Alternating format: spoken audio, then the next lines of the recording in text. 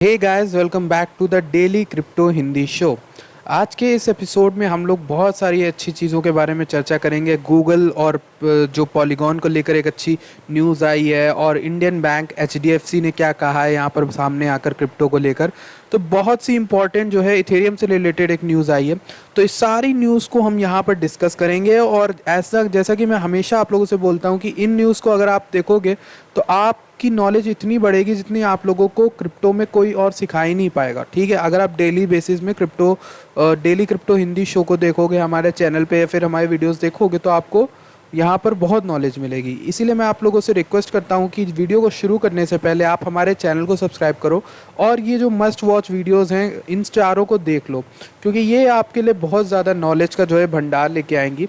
और daily crypto Hindi को देखना बिल्कुल भी मत भूलना। तो चलते हैं अपने आज के इस एपिसोड में।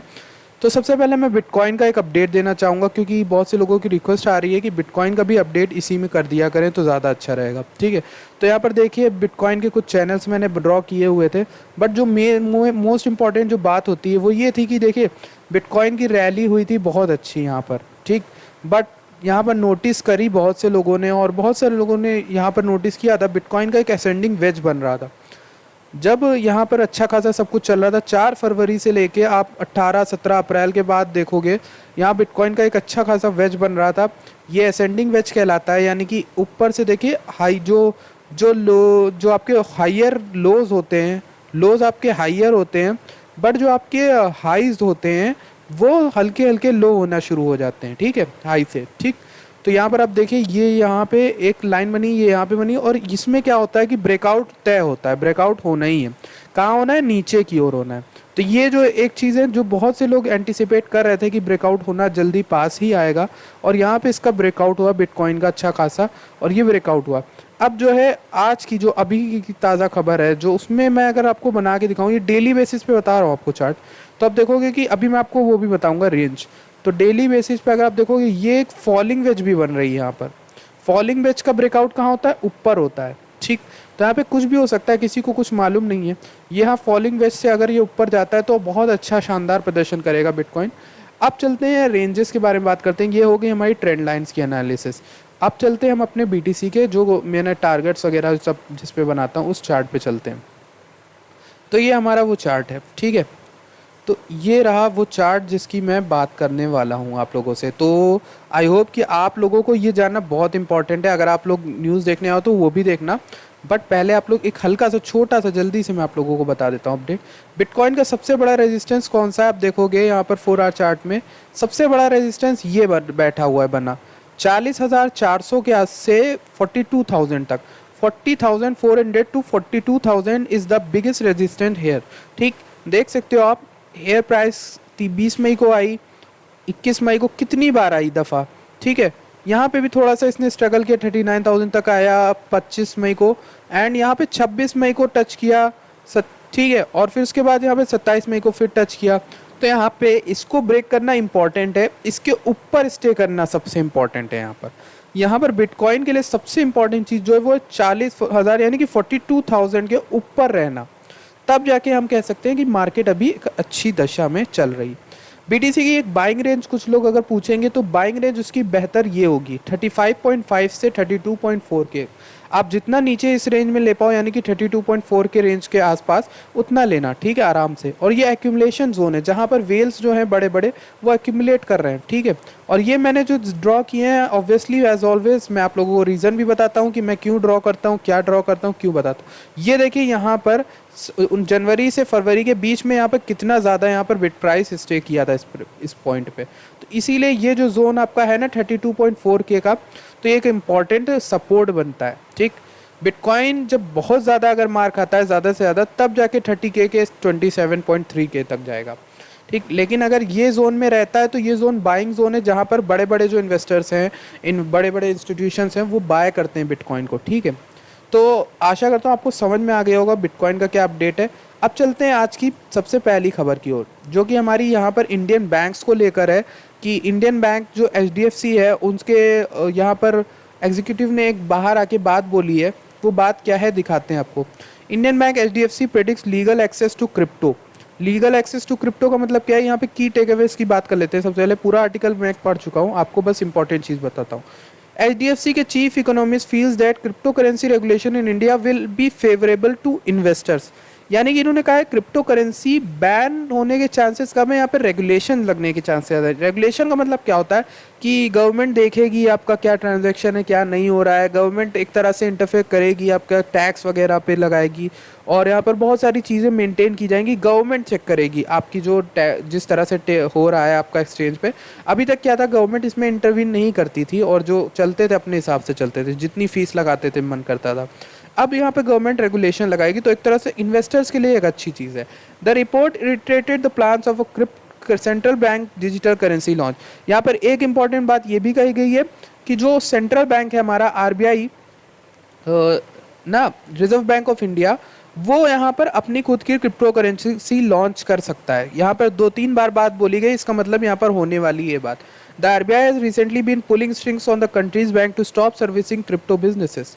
आरबीआई बीच बीच में अभी यहाँ पर कुछ ना कुछ इनफॉर्मल न्यूज़ आ रही है, कुछ फॉर्मल न्यूज़ आ रही है, बट आरबीआई ने यहाँ पर कुछ एग्जैक्टली आके बोला नहीं है कि क्या हो रहा है। तो एचडीएफसी की ये है कि report, we think it's a matter of time before Indian investors have legal access to crypto place.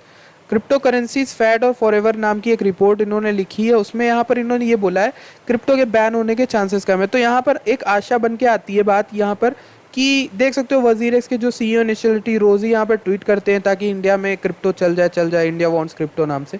तो यहाँ पर देखिए मेन इंपॉर्टेंट बात क्या है इस न्यूज़ से ये हमें ज़रूर पता चल जाता है कि क्रिप्टो के बैन होने के और चांसेस और भी कम होते जा रहे हैं दिन ब दिन। ठीक है, क्रिप्टो के चांसेस बैन होने के कम हो गए, और यहाँ पर क्या चांसेस बढ़ रहे हैं, रेगुलेशन के, टैक्सेशन के। तो ये चीज़ें यहाँ पर होंगी। ठीक, एक और इम्पॉर्टेंट बात यहाँ पर आपको बता देते हैं कि गूगल की आई है, जिसमें Google cloud now provides blockchain insights for polygon network. यानी कि पॉलीगॉन मैटिक जो है वो उसके जो नेटवर्क हैं उसके इनसाइट्स हैं, यानी कि ट्रांजैक्शन होते हैं, कितने ट्रांजैक्शन होते हैं, क्या होते हैं, क्यों होते हैं, कितने होते हैं, सारा डेटा जो है वो गूगल, इसमें गूगल क्लाउड इनकी मदद करेगा। ठीक है, ब्लॉकचेन इनसाइट्स यानी कि ब्लॉकचेन की एनालिटिक्स, जैसे यूट्यूब के एनालिटिक्स होते हैं, जैसे किसी भी चीज़ के एनालिटिक्स होते हैं जिसमें व्यूज़ कितने आए, सब्सक्राइबर कितने आए, वैसे ही पॉलीगॉन नेटवर्क के एनालिटिक्स होंगे, ब्लॉकचेन के एनालिटिक्स होंगे, जिसमें ब्लॉकचेन की जितनी डाटा होता है वो गूगल क्लाउड में पता चल जाएगी आपकी। ठीक, गूगल का एक यहाँ पर एक बड़ा जो है एक वेंचर है, या कह सकते हो एक प्रोडक्ट है जिसका नाम है गूगल बिग क्वेरी। तो ये जो Google big query is an information warehouse that acts as an indexer allowing powerful data analysis. Data analyse करने के लिए गूगल बिग क्वेरी का इस्तेमाल होता है।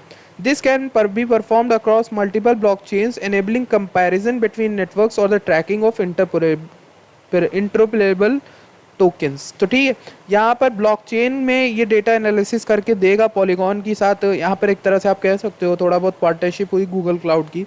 Polygon said that being able to gain insight from 6 million plus daily transaction on its blockchain will go a long way towards growing and building the Polygon and Ethereum system। तो कहा है इन्होंने कि ये जो एक स्टेप है ये बहुत बढ़िया स्टेप है। इससे क्या होगा कि इनके जो 6 मिलियन प्लस डेली ट्रांजैक्शन होते हैं उन पे नज़र रख पाएंगे, देख पाएंगे किस तरह से अच्छा बनाया जा सकता है।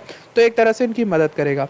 अभी आपको रिसेंटली पता होगा प्लेटफॉर्म यानी कि पॉलीगॉन को अच्छी खासी फंडिंग मिली है बिलियनर मार्क क्यूबन के द्वारा, और जिसकी न्यूज़ मैं ऑलरेडी कंफर्म कर चुका हूँ आप लोगों से इस चैनल पे।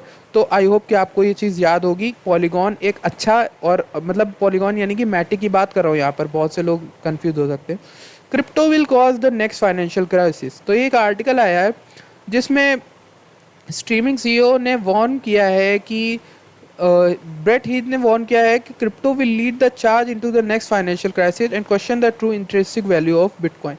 यानी कि यहाँ पर बोला गया है कि क्रिप्टो जो है अगला 2008 जैसा फाइनेंशियल क्राइसिस ला सकता है। जैसे रिग्रेशन आ चुका है, और भी जैसे नहीं फाइनेंशियल क्राइसिस आ जाते हैं जिसमें लोगों के घर छूट जाते हैं, एम्प्लॉयमेंट छूट जाती है, देश मंदी में चला जाता है, गरीबी हो जाती है। तो वो बोला गया है कि इन्होंने यहाँ पर फाइनेंशियल क्राइसिस ला सकता है क्रिप्टो किसी भी तरह से।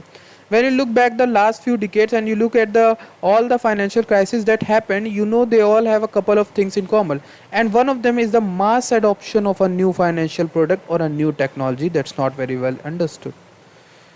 अच्छा, ये बात जो इन्होंने कही ये बहुत ही सोचने लायक है। ठीक, मैं यहाँ पर देखिए क्रिप्टो को हमेशा सपोर्ट करूंगा, ब्लॉकचेन को सपोर्ट करूंगा, बट यार यहाँ पे बात मैं दोनों तरफ से समझने की कोशिश करता हूँ।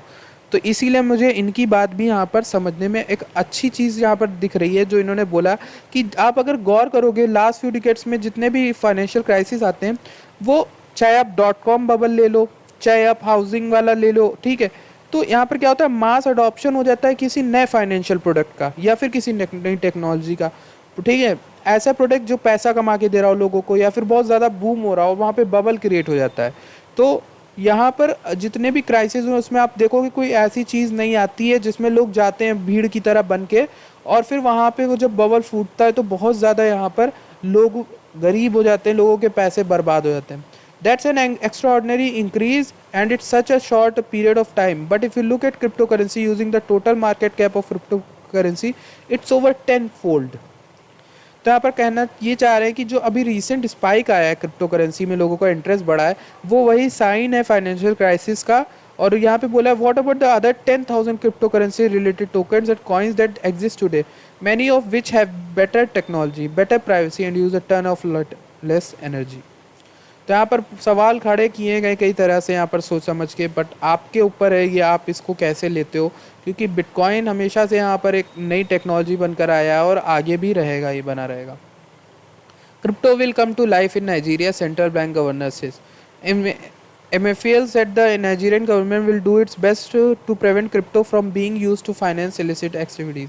तो क्रिप्टो यहाँ पर जो है बैन नहीं हो रहा है, यहाँ पे मतलब लीगल हो रहा है, क्रिप्टो ट्रेडिंग जो है आपकी वो हो रही है यहाँ पर नाइजीरिया में। We are committed in the CBN, I can assure everybody that digital currency will come to life even in Nigeria. Under crypto currency and bitcoin Nigeria comes second, while on the global side of the economy Nigeria comes 27th.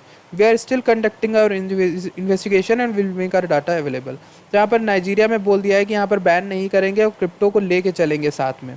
तो एक अच्छी news है जो crypto से related हमारे सामने आई है। अब बात कर लेते हैं यहाँ इस न्यूज़ के सबसे इम्पॉर्टेंट चीज़ के ऊपर। 13.7 billion in ETH locked in Ethereum 2.0 deposit contract as London hard fork draws closer. London hard fork आप लोग जानते हो इथेरियम का बहुत बड़ा हार्ड फोक आने वाला है, जुलाई में आएगा, और जैसे जैसे वो करीब आ रहा है तो इथेरियम 2.0 कॉन्ट्रैक्ट में बहुत ज़्यादा पैसे जो हैं लोगों के लॉक हो रहे हैं। पैसे क्या आप कह सकते हो, इथेरियम जो है अपने वो लॉक हो रहे हैं। Amount of ETH lock bye validators in the ETH 2.0 deposit contact has reached another all time high of almost 14 billion worth of ETH। 14 billion से ज़्यादा के यहाँ पर इथेरियम जो है वो लॉक कर दिए गए हैं इथेरियम 2.0 के में, ठीक है। तो आप यहाँ पर जानते हो कि ETH वैलिडेटर नाम का एक ट्विटर हैंडल है, वहाँ पर उसने यहाँ पर ये डेटा बताया है। और यहाँ पर देखेंगे आप एक इम्पॉर्टेंट चीज़ जो है, Ethereum exchange withdrawals hit 11th month low. Ethereum exchange withdrawal 7-day EMA have decline to an 11 month low, now totalling 651.2.62। अभी अर्लियर एक न्यूज़ भी आई थी कि जो है बाइनेंस में एक 5 लाख से ज़्यादा इथेरियम का यहाँ पर मूवमेंट हुआ था, विड्रॉ हुए थे, और वो की वैल्यू थी $1.5 बिलियन। और ये कहाँ गए थे, लेकिन उसके बाद क्रिप्टो कॉइंट जो आपकी वेबसाइट है उन्होंने क्लैरिफाई किया कि नहीं है, बाइनेंस का जो ट्रांजैक्शन था वो अंदर ही अंदर हुआ था, यानी कि ETH को मूव किया गया था कोल्ड वॉलेट्स में, ठीक, जो उनकी कोल्ड वॉलेट्स होती है जिसमें फ़ंड डाले जाते हैं, रखे जाते हैं in case of an emergency. Meanwhile, more users are entering ecosystem as the number of non-zero ETH addresses has reached to a new all-time high of 59 million। 59 million wallets में इथेरियम है, आप समझ गए होगे यहाँ पर, ठीक है।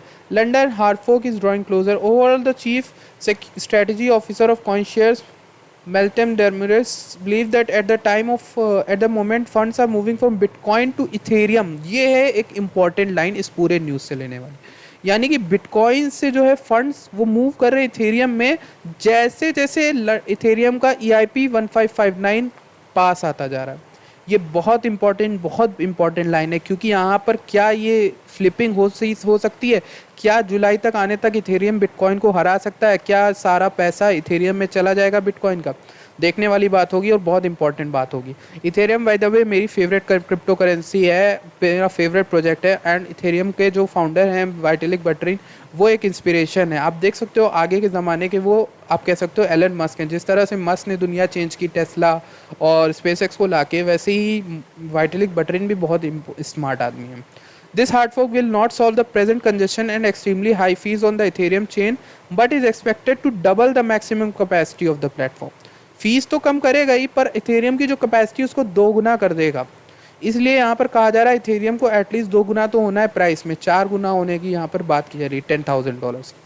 तो दैट्स इट फॉर टुडे। ये पूरी न्यूज़ मैं आपके लिए लाया था एंड आई होप कि आप लोगों को यहाँ पर समझ में आए होंगी चीज़ें, जितनी बात की। जो चीज़ नहीं समझ में आई वो चीज़ धीरे धीरे समझ में आने लगेंगी एज आप बढ़ते जाओगे हमारे चैनल पे।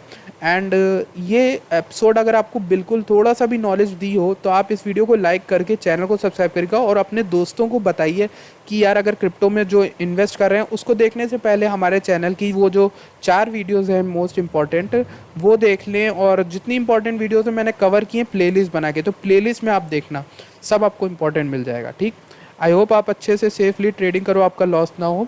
मैं मिलता हूँ आपसे अगली वीडियो में, तब तक के लिए thank you for watching this video.